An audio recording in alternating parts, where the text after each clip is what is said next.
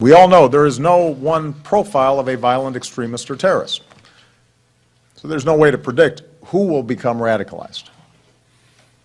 Around the world and here in the United States, inexcusable acts of violence have been committed against people of different faiths, by people of different faiths, which is, of course, a betrayal of all our faiths. It's not unique to one group, or to one geography, or one period of time. All right, ladies and gentlemen, joining us now, you talk about strange bedfellows, but it's a relationship that has produced a great work of political fiction, if you will. Joining us now is General William G. Boykin and Kamal Saleem. Now, of course, the former is the Executive Vice President of the Family Research Council and former Deputy Undersecretary of Defense for George W. Bush. And General is joined by former PLO terrorist Kamal Saleem, and they have collaborated on a brand new book called The Coalition, a novel. And there it is up on your screen. It is brand new and it is out. And General, let me start with you, sir. Welcome aboard, and we're going to get to the book, believe me. But I do want to take advantage of your expertise here. The president has come out and made some, what some would consider kind of crazy statements today, yesterday, on the heels of his State Department spokespeople saying you can't kill them to win the war. We got to get them jobs. We got to get them businesses. What do you make of this whole approach?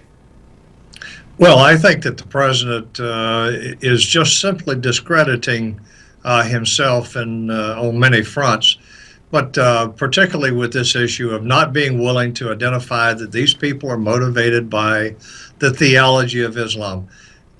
To be honest with you, I think that's wearing very thin on the American public, and nobody believes what he says on this topic anymore. Now, just one other thing here, that the spin from the administration and much of the media, to an extent, is, well, this is really no different. Two administrations now have refused to say that this is actually Islam. That these terrorists are motivated by Islam. George Bush, they say, went to great lengths to avoid that scenario as well. Are they trying to blend the two together when there were very distinct differences between Bush and Obama?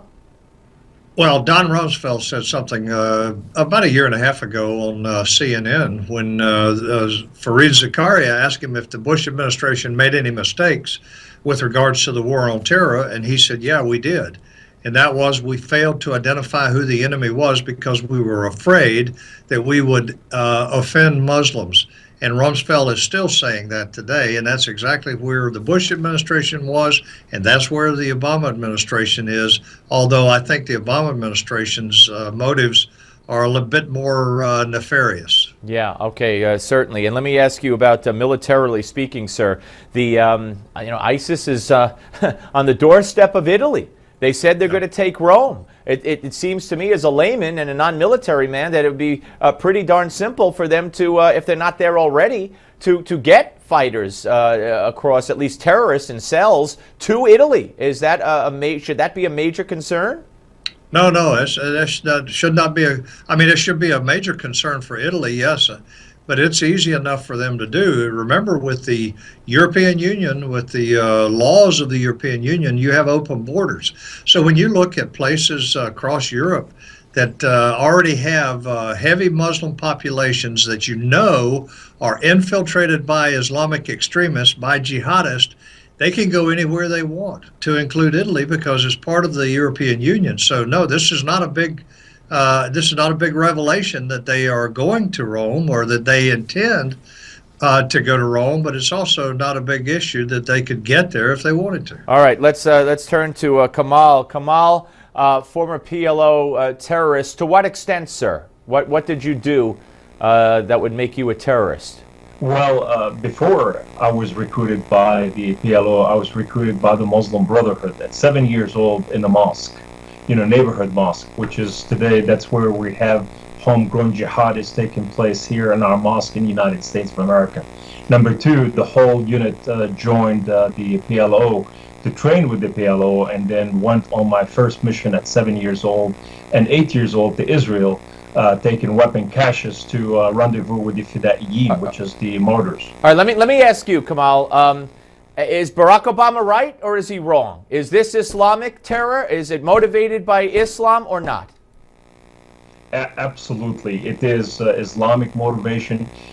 When we see the Muslim Brotherhood in the United States of America not saying a word about ISIS, and they just condemning some acts, and when we see Qatar, the state capital of the Muslim Brotherhood right now, that even not hitting target of ISIS, there is a calibration over there taking place, and everybody in the world knows what the story is. I think the problem is how our president is handling, is putting America in a place where it's very dangerous, to the future of our nation. So the president is wrong. Am I right? Correct. All right, Absolutely. and it is motivated by an interpretation, a legitimate interpretation of Islam. Is that what you're saying? Absolutely. ISIS are, they are real Islamic, and they are practicing right from the Quran, and they're doing exactly what the Hadith is telling them, what the Seerah, and what Sharia law command them to do. Yeah, General, the book. The book is political fiction, but it's so relevant to what we're talking about right now. You have the Muslim populations in your book in Europe overtaking many countries, and you have, just what we're having now, a clash of ideologies and of civilizations.